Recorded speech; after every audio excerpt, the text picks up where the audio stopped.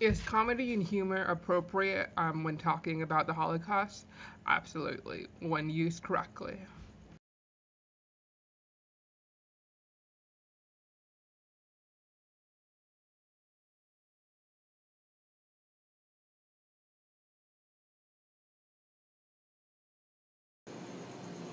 When comedy and tragedy are done well, it can be hauntingly beautiful. When it's done incorrectly, it can be crass and just not funny.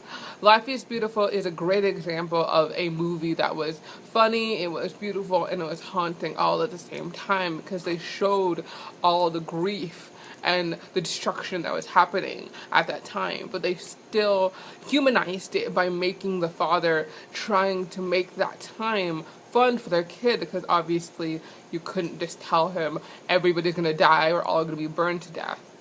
One of the best examples of that in the movie was when the boy walked up to the store and saw the sign that said "No Jews and no dogs." You just cringe in disgust when you see that, because you know what's happening, you know what that's going to lead to, even though the characters don't know at that time.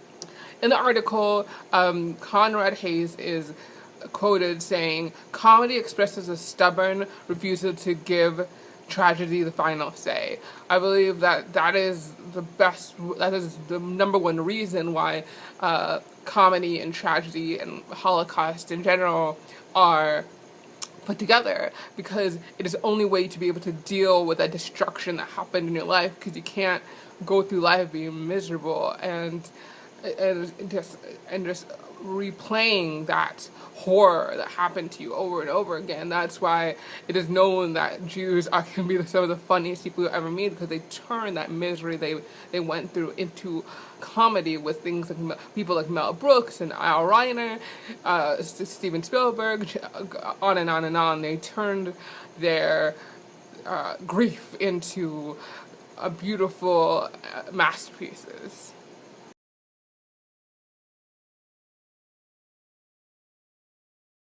Tragedy and comedy go hand in hand. In the movie Misery Loves Comedy, comedian Chris Hardwick said that comedy is discomfort and dissatisfaction spinned around that so you can deal with it and that people connect to it. It is known by many actors that if you can do comedy, you can do pretty much anything. I think it's best described in Knocked Up's when Paul Rudd's character said that marriage is like Everybody Loves Raymond without the jokes. I think that applies to pretty much everything. You can relate to some part of your life within a comedy. I think it helps you see the other side of things, and I think comedy is meant to show the absurdity and the unjust of life and to connect that with the people. And that's why shows like The Daily Show and Last Week Tonight are extremely popular. I think one of the best examples of comedy and tragedy being put together to help someone is SNL right after 9/11. It was decided they went through with the show because they decided that it would help people kind of get out of that space, that mind space of all the horror that happened on that day, and get away for that from 1 hour to be able to deal with that, because you can't live in that type of misery or you would just end up depressed or committing suicide. Comedy is that breath of fresh air that everybody needs.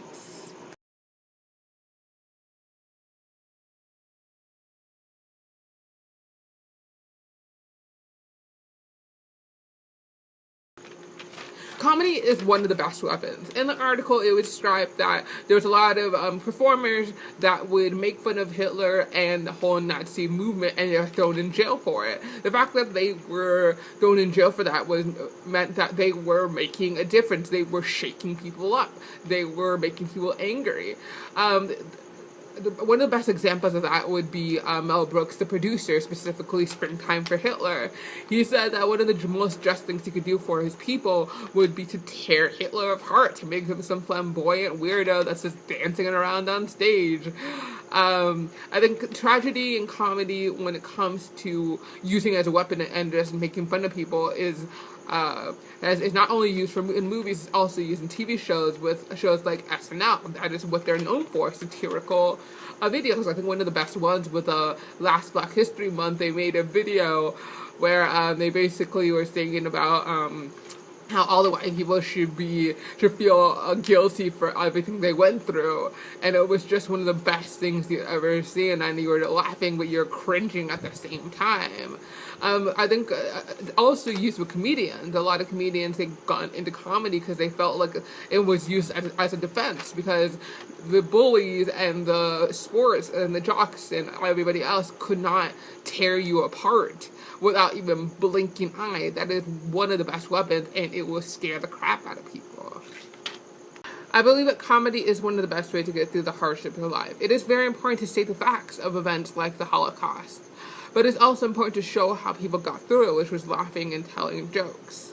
The fact that comedy is used as a weapon and as a way to get through the absurdity of life, I think that's why comedy and Holocaust do go hand in hand.